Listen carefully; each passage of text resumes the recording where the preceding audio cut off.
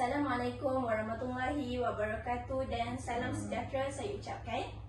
Tidak dilupakan juga kepada 3 pembicara dan ahli panel kita pada tengah hari yang mulia ini.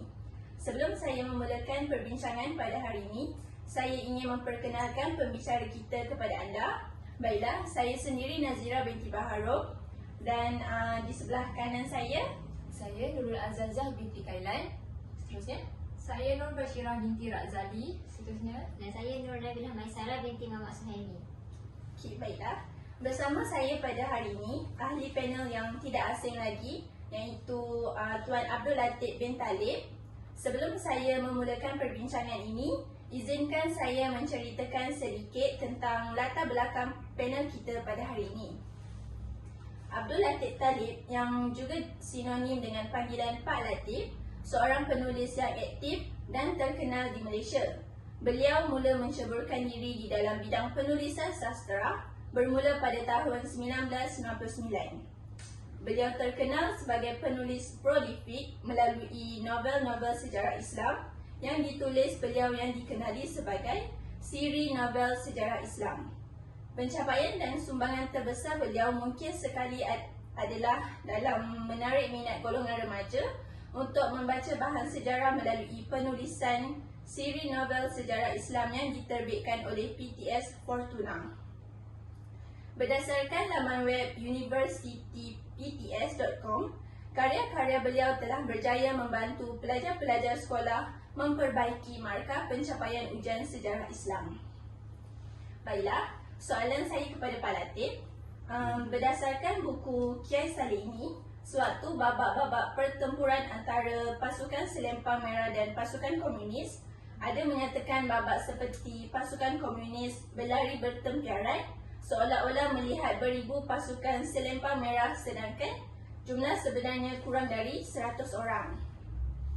Babak seperti ini ada sedikit kaitan dengan perang waktu zaman Rasulullah. Adakah sewaktu penghasilan buku ini, Pak Latif menjadikan sejarah-sejarah perang zaman Rasulullah sebagai inspirasi? Baik, terima kasih. Terlebih dulu saya ucapkan terima kasih kerana datangnya. Kita jumpa hari ini, dapat kita jumpa, dapat untuk sesi temu ramah ya, untuk tugasan kan. Sebelum itu saya mulakan dengan selawat Nabi Muhammad SAW kan, Allahumma salli ala sayyidina Muhammad. Berkenaan dengan soalan tadi itu, memang suka juga saya nak terangkan dulu saya dengan PTS. Tapi sekarang ni sejak pada tahun 2016 saya terbit sendiri. Mana saya buku macam Kiai Saleh, Tun Fatimah ni saya terbit sendiri, saya jual sendiri. Mana saya bukan buat PTS lagi kan. Tapi jangan pun PTS lah dulu yang mula naikkan buku saya, naikkan kenalkan nama saya kan. Cuma lepas tu saya cuba terbit sendiri pula. Berdikari kita bilang tu kan. Berkenaan dengan soalan tadi, memang sebelum ni saya tulis kisah-kisah perang pada zaman Umar. Macam perang Badar, perang Uhud, perang Khandaq, perang Khaybar kan. Sebelum saya tulis kisah ni, memang saya tulis kisah sejarah perang-perang pada zaman Umar. Dan bila saya tulis kisah ni, bermakna kalau dah kata inspirasi itu, memang ada rasa macam terinspirasi lah dengan kisah kepahlawan Islam, termasuk kisah-kisah Kiai Saleh, yang mana di segi peperangan tadi itu walaupun berbeza. Nabi Muhammad dulu bertemu dengan kafir Quraisy kan, yang Kiai Saleh ini dengan komunis.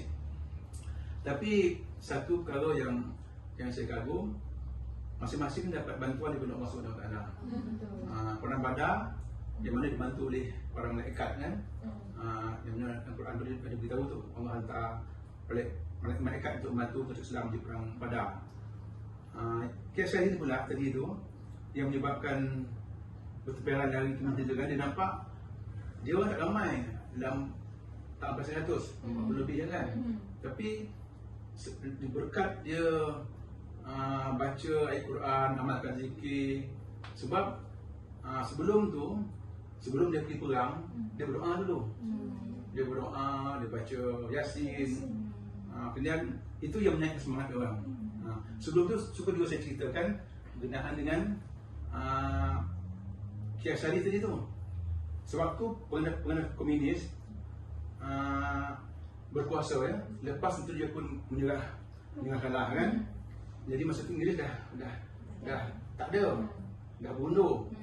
Kemudian bila Jepun dah menyerah kalah, kekosongan tempat tadi tu diisi oleh komunis. Jadi cerita ni tadi memang cerita betul. Bukan saya reka, bukan saya fiction, bukan. Sebelum saya tulis kisah ni, dah ada orang yang tulis. Antaranya Puan Zahra Nawawi. Pernah dengar tak? Puan Zahra Nawawi, dia seorang penulis juga. Dia pernah menulis satu buku, tajuk dia Kian Saleh Selempang Merah. Saya antara buku yang saya rujukan buku dia. Samping tu saya pergi ke Betul Bahad, saya ziarah kubur dia di Betul Bahad. Lepas tu jumpa orang tua di sana untuk cerita, dapat maklumat daripada orang yang tahu cerita dia kan. Saya jumpa juga orang-orang di Negeri Sembilan yang ada mengamalkan apa ni, Kias Saleh punya amalan tadi tu lah, untuk nak tahu cerita dia kan. Sebagai penulis, saya nak ceritakan semua sekali. Tujuan saya tu biar pembaca sama-sama tahu. Banyak orang sekarang ni tak percaya, betul ke benda tu aku, betul ke apa ni, 40 orang dia berlawan ramai. Belum Kias Saleh pakai parang panjang lah. Sedangkan komunis pakai senapang. Boleh ke lawan dia kan. Tapi bila dia baca balik kisah tadi tu, tanya balik pada orang yang tahu cerita, memang betul benda tu berlaku. Memang betul, bukan benda tu dia sekadar tak. Saya tulis tu berdasarkan pada cerita daripada orang tua. Cerita telah ditulis oleh Zahra Nawawi dan rencana Nus Khabar, majalah kan. Ilmu tu masih ada pada orang lain. Masih ada orang yang mengamalkan ilmu yang Kias Saleh itu kan. Dan mereka ni memang tak nak tunjuk. Macam tadi tu kata dapat jangan didedahkan. Dia hanya muncul dalam keadaan dah terpaksa, terdesak. Satu hari nanti kata contohnya berlaku balik macam tu, orang lain ditindas, diperangi, dia akan timbul balik. Itu saya kata yang baguslah kita tahu benda tu. Ya. Melalui penulisan Pak Latif bagus untuk kita tahu. Tujuan saya tadi tu supaya anak muda ni tahu macam mana kehebatan Kias Saleh dan orang-orang kumpulan dia. Jadi sebab banyak sekarang ni orang ni, sebab dia orang pemikiran dia dah terlampau sains sangat kan.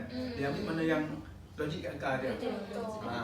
Kalau logik akal mensabah ke parang panjang lawan senapang. Boleh menang sepanjang panjang kan. Dan kebanyakan dia yang 40 orang tadi tak ada yang terbunuh. Walaupun ditembak kan. Hebat. Itu Kias Saleh punya. Jadi orang Islam ni apabila dia berjuang kerana Allah, dia berjuang berdoa kepada Allah, insya-Allah Allah akan bantu. Allah akan beri kemenangan kepada dia kan. Contoh tadi Kias Saleh dengan pasukan Selempang Merah dia kan. Baiklah, terima kasih Pak Latif. Ya. Seterusnya saya akan serahkan kepada pembicara kedua, iaitu Nur Azazia. Terima kasih Nazira. Jadi Pak Latif pun telah menghasilkan novel Tun Fatimah. Jadi soalan saya pertama, berdasarkan cerita tentang Tun Fatimah ini, adakah ia benar-benar berdasarkan sejarah Melayu, iaitu kisah benar, ataupun Pak Latif telah melakukan pengolahan untuk menjadikan cerita tersebut lebih menarik? Soalan yang menarik ya. Sebenarnya Tun Fatimah ni watak yang benar-benar wujud. Bukan watak rekaan, bukan watak yang sengaja diadakan, tak. Dan Tun Fatimah kita tengok bersejarah Melayu, dia ni isteri pada Sultan Mahmud Shah. Dia ni anak pada bendahara Tun Mutahir.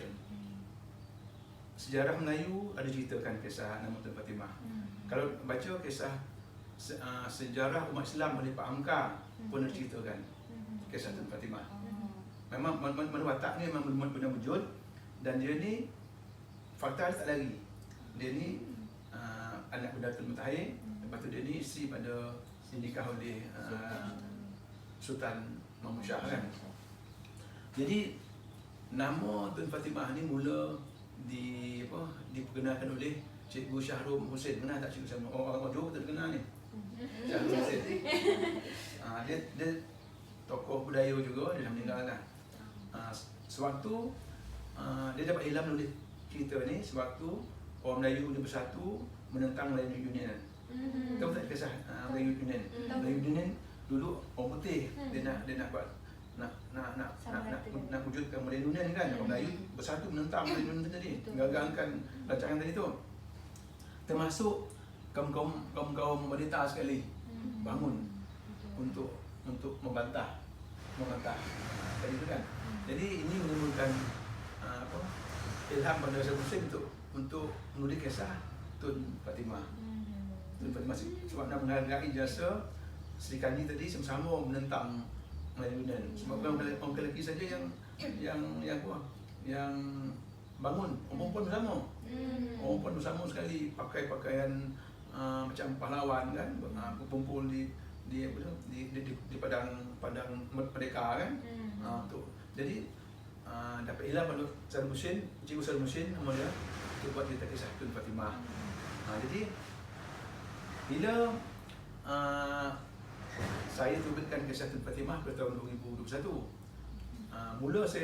mula nak terbitkan ni bila sudah terfikir siapa Sri Kandi, sebab saya tulis Sri Kandi Islam macam Aisyah, Fatimah Az-Zahra kan, Sumayyah. Saya fikir siapa Sri Kandi Islam Melayu ni nak angkat pula.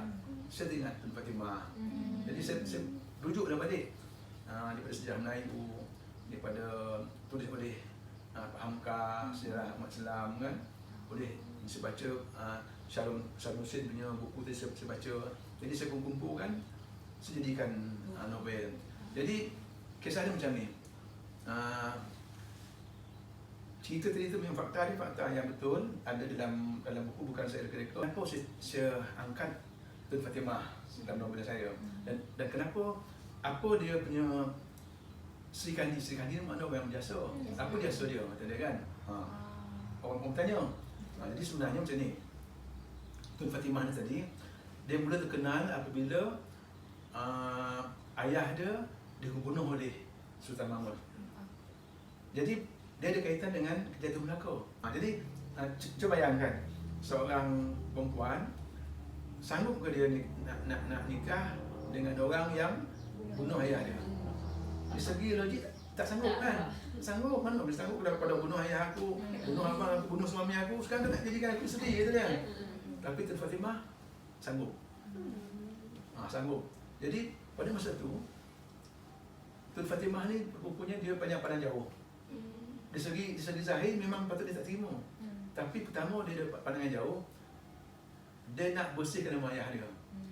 Bila nikah dengan Sultan nanti dia, aku akan balik untuk bela balik pada orang yang pernah memfitnah ayah aku. Dia kata tujuan dia kahwin dengan Sultan. Yang kedua dia nak didik Sultan tu balik jadi orang baik. Dia tahu Sultan ni memang jahat kan. Jadi bila dia jadi nanti dia akan didik balik Sultan supaya dia jadi orang baik dengan tujuan dia. Kan matlamat tu baik kan, panjang nampak kan. Jadi bila Tun Fatimah setuju kahwin dengan Sultan, dia kahwinkan, yang paling takut sekali orang yang fitnah ayah dia tadi, termasuk Raja Mendalia segitu kan. Itu pasal bila Portugis datang, dia sanggup belot pada Portugis. Sebab dia tahu kalau katakan nanti makin lama dia akan kena tangkap. Rahsia akan terbongkar sebab Tun Fatimah dah nikah dengan Sultan Mahmud. Jadi itu yang menyebabkan dia sanggup belot dengan Portugis. Pasal dia dah tahu salah dia. Jadi pendek cerita Tun Fatimah dia akhirnya berjaya menyiasat dan menangkap orang yang bunuh ayah dia, termasuk orang yang membelot terhadap Portugis. Dan dia membunuh orang tadi tu. Orang yang kena ni. Itu satu dia punya jasa dia. Dia dapat membersihkan nama baik ayah dia daripada tuduhan pembelot kepada orang yang jadi mangsa fitnah. Dan yang kedua, dia dapat didik balik Sultan itu supaya dia insaf. Akhirnya Sultan Mahmud kata, kalau macam tu dia bunuhlah. Kerana sekali kita dia sebab kerana dah itu kan membunuh pada ayah dinda kata kan. Seperti Sultan Fatimah kata tak, bukan tujuan dia nak bunuh Sultan tu, dia kan dia nak insaf saja dengan kesilapan dia. Lebih kan. Terima kasih atas penjelasan. Jadi saya teruskan pada Bashirah.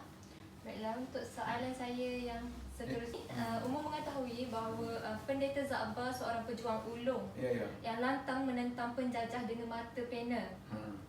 kisah hidup pendeta Zakbar ini digarap dengan penuh menarik dari segi gaya olahan penceritaan yang langsung tidak membosankan sama sekali. Sebab saya baca tak bosan langsung. Sangat tertarik dengan cerita tu.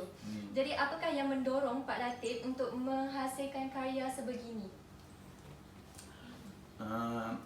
Sebelum ni saya dah tulis kisah pahlawan yang gunakan senjata macam Mak Kilau, Tok Janggut, Dul Said, pahlawan Naning kan. Tapi Zakbar tadi dia gunakan mata pena dia untuk nak menentang penjajah. Jadi pada masa tu orang Melayu dah tahu dah kalau kita gunakan senjata menentang penjajah ni memang tak menang kata dia.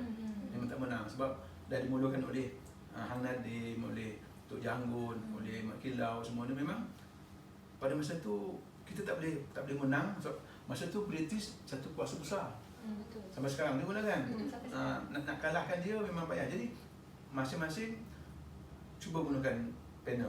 Termasuklah Pak Saku. Macam tu juga menentang dengan pena kan. Ramai lah. Termasuk Zakbar. Jadi memang saya cerita kisah hidup dia sebab antaranya dia menentang penjajah dengan pena. Yang kedua, dia antara orang yang dapat pendeta Zakbar, pendeta. Dia orang pertama sekali dapat. Bukan senang nak dapat. Betul. Tu pendeta punya tu kan. Jadi saya tulis kisah dia. Dan jadi kalau katakan buku tu menarik, alhamdulillah lah. Alhamdulillah. Tapi saya tahu dia ni bukan pahlawan macam Mak Kilau, tapi dia ni semangat dia tu memang kuat. Memang hebat. Apabila kita menceritakan kisah tokoh-tokoh yang berjuang untuk tanah air kan, untuk bangsa dia, memang kita akan rasa tertarik, semangat kita tu akan sama sekali untuk bersama lah kan. Sama. Jadi yang hebat tadi tu tokoh tu hebat, bukan saya. Saya cuma menceritakannya, menyampaikannya. Sebenarnya yang menyebabkan tertarik tadi tu apa ni, Maisarah ya? Basirah. Yang tertarik tadi tu pada tokoh dia sebenarnya, pada pada Zakbar tu. Dia punya watak dia punya saya cakap macam tu sebenarnya. Bukanlah saya hebat, tapi tokoh dia hebat. Tokoh tadi tu yang menyebabkan pembaca tertarik. Untuk saya kadang-kadang membaca tak kenal macam pada Latif, tak nak jumpa pun. Tapi dia dah baca buku tu, dia tertarik dengan tokoh tadi tu kan. Tu Zakbar, Khalid Walid dan sebagainya. Jadi saya ceritakan balik kisah ni sebab ini tokoh-tokoh antara orang yang patutnya kita angkat. Kita kenang balik jasa-jasa dia kan. Orang luar tak kena angkat. Macam orang barat tak kena angkat tokoh kita kan. Itu juga bangsa lain dia tak kena angkat bangsa Melayu. Jadi kita sendirilah untuk nak hargai balik dia punya tokohan dia, punya semangat dia tu kan. Jadi bila pihak universiti macam ni wujudkan satu kajian untuk tokoh ni, pada saya pun satu benda yang baik. Maksudnya tak langsung pelajar pun akan mengkaji tokoh tersebut kan. Dengan kaji siapa dia Tun Fatimah, siapa dia Pak Hamka kan. Jadi dapat sokongan daripada pihak pusat pendidikan tinggi kan, pihak sekolah, pada universiti, pada pusakaan kan. Jadi inilah harapan saya tu. Jadi bila tulis kisah tokoh tadi tu, mana pihak lain akan sama-sama mengangkat. Bukan makna ada juga pihak lain cuba nak menjatuhkan. Dia kata tak betul lah, fakta itu betul lah, masing-masing punya pendapat. Tapi pada saya, bila pelajar macam ni yang punya kajian, pada saya kajian dia ikhlas. Kajian dia bukan untuk nak mencari kesalahan tak. Tapi lebih kepada mencari ilmu kan, mencari kebaikan dia. Itu sebab bila pelajar, tak kira lah dia mesti mana pendatang, saya rasa saya gembira sama dengan baik kan. Saya bagi kerjasama yang baik sampai sebab ini pada saya dia satu benda yang baik, satu penghargaan pada saya, penghargaan pada tokoh yang saya tulis kan. Jadi itu yang dia bukan saya tulis. Pada masa tu saya tak fikir Zakbar nanti ada orang baca laku buku ni, saya tak fikir macam tu. Saya nak tulis kisah ni, itu betul-betul rezeki. Ada rezeki nanti orang akan beli kan. Alhamdulillah Zabah ni antara buku yang orang beli juga. Walaupun tak selaris tokoh Islam yang lain, tapi orang beli. Ada yang beli kan.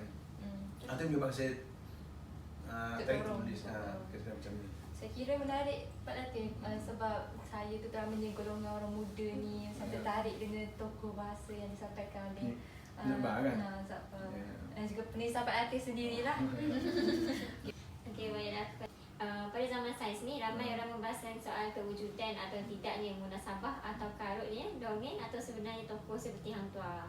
Jadi apa pendapat Pak Latif? Memang. Ini soalan yang saya nak jawab dulu kat panjang pun tak apa kan. Sebab macam ni, Hang Tuah ni dia dah diakui wujud sejak datuk nenek moyang dulu. Tak ada masalah dah. Cuma sekarang ni orang petikaikan.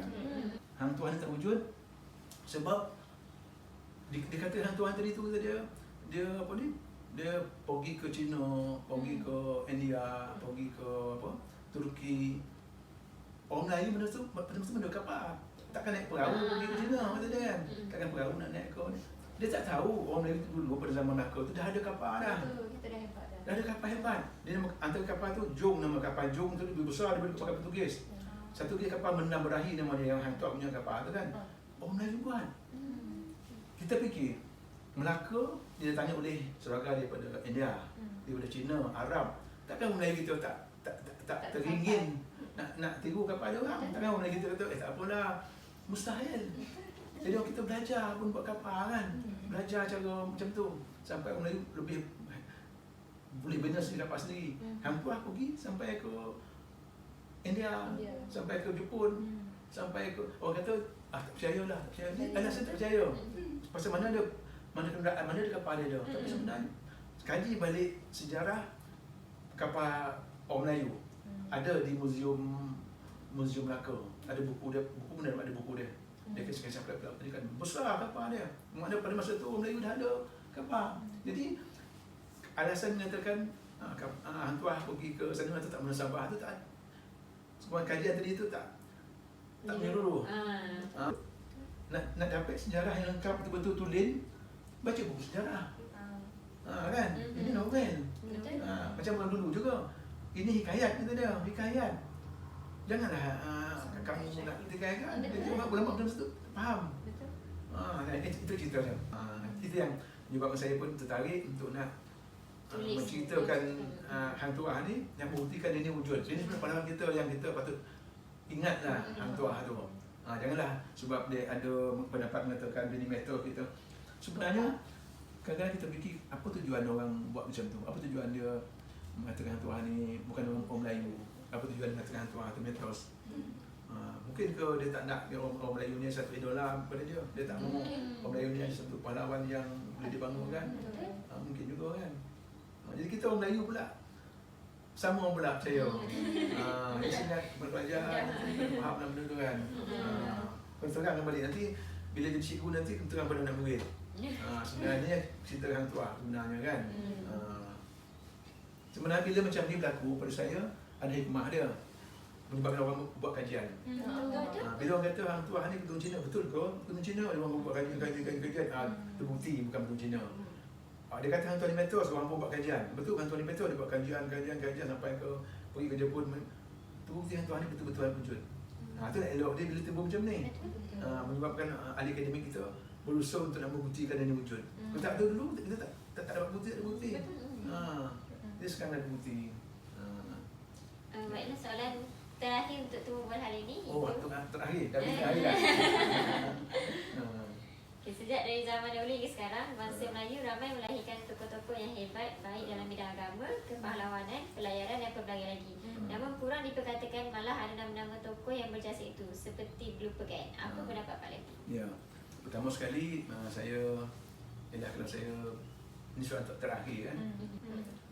Orang kita Melayu sebenarnya sebab dia bangsa hebat, dia banyak melahirkan tokoh-tokoh hebat di segi agama, segi pahlawan, di segi macam-macam lah kan. Kalau ikut pada sejarah Melayu, dulu saya pun pernah terfikir juga orang Melayu ni wujud, mungkin Peramaiswara buka Melaka pada masa tu dah. baru orang Melayu ada. Tapi sebenarnya Melayu dah wujud sejak dulu lagi. Ada kajian mengatakan orang Melayu ni asal daripada anak Nabi Ibrahim. Mana pernah dengar tak? Anak Nabi Ibrahim daripada isteri dia Fanturah nama dia. Itu kajian orang lah. Tapi pakar-pakar Melayu, ahli akademik Melayu yang buat kajian, antara ini seorang profesor daripada USM. Dia pakar bahagian DNA. Ada terbaca tak? Dalam apa ada? Dalam video pun ada. Kita cari balik. Asal Melayu. Dia buat kajian dengan DNA orang Melayu. Dia ambil sampel orang Melayu tadi buat kajian kan. Rupanya sampel orang Melayu tadi lebih tua daripada sampel DNA original. DNA orang Melayu lebih tua daripada orang India. Ada mengatakan bukan belah-belah itu, tapi puluh ribu tahun dulu orang Melayu itu dah ada. Dah wujud. Yang itu musabah daripada Nabi Ibrahim, Nabi yang ke-6. Bukan Nabi Muhammad, Nabi yang dah yang 25 lagi kan. Musabah, ada kaitan musabah dia bercerita yang mengatakan daripada Nabi Ibrahim tadi tu. Cuma berjah-berjah ke sini kan. Tapi ni bukti ni daripada DNA. DNA tak boleh nak dia pertikaian. Kalau dia berartifak, orang boleh masuk pertikaian. Tapi DNA tak boleh. Ini benda yang fakta kan. Jadi orang Melayu satu ketika dulu dia merintah seluruh kawasan Asia Tenggara ni. Brunei orang Melayu merintah. Melayu Champa merintah di sebelah sana kan. Waktu Melayu Aceh merintah di Aceh. Melayu Jawa merintah di Jawa. Tanah Melayu diperintah oleh Raja Melayu. Raja Melayu tu hebat satu ketika dulu. Bangsa yang hebat, yang bahasanya ditutukan oleh antarabangsa. Nak berniaga ke Melaka, bahasa Melayu.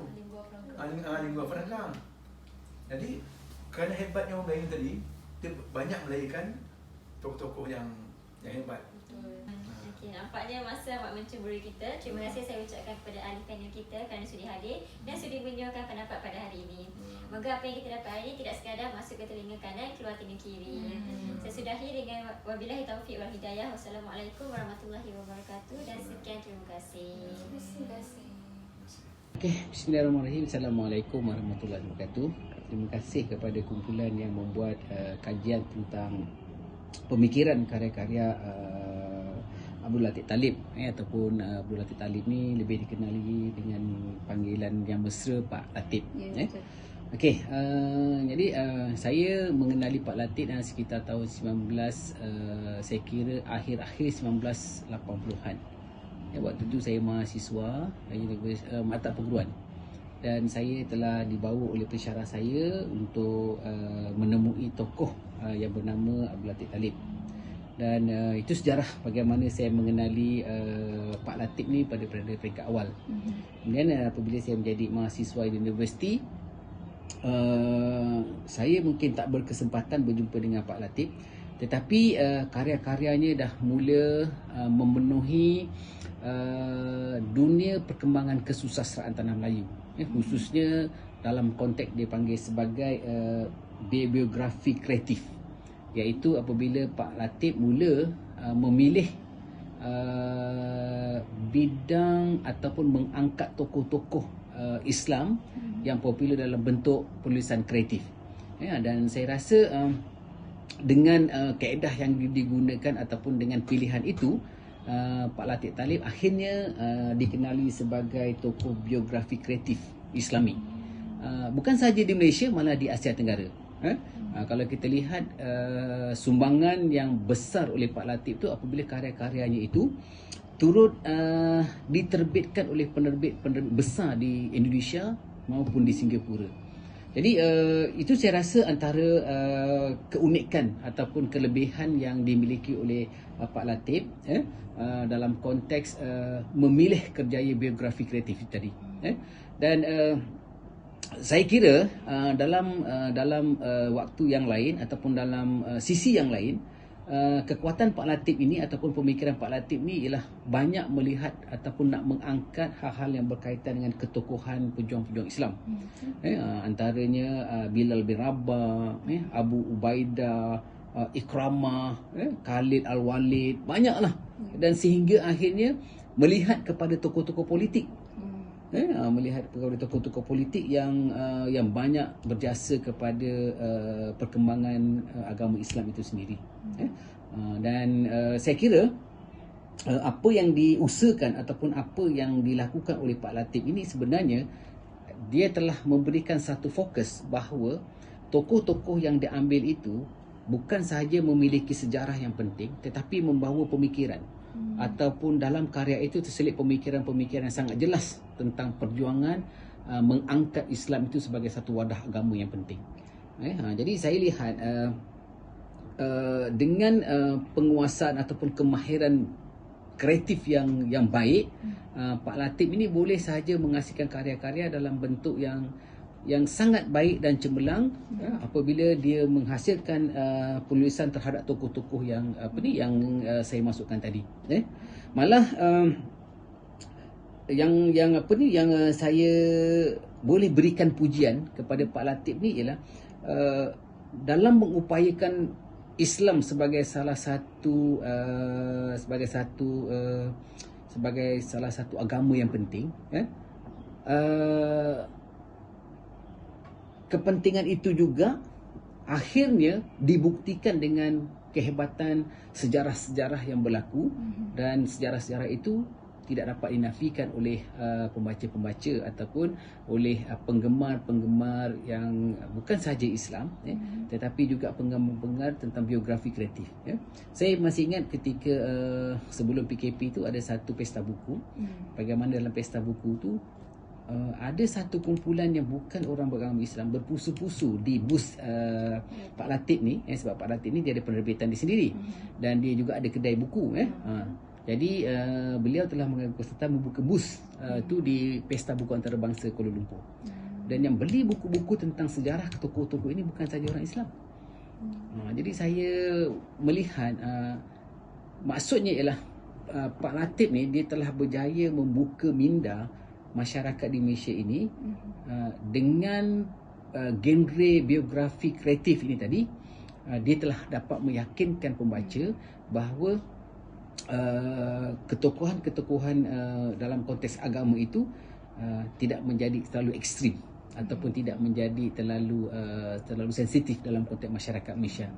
Jadi inilah saya rasa kejayaan yang berjaya diusahakan oleh Pak Latif apabila memilih biografi kreatif ini dan khususnya terhadap tokoh-tokoh Islam, dan apabila diterbitkan rupanya semua bangsa akan mencari buku-buku yang telah dihasilkan.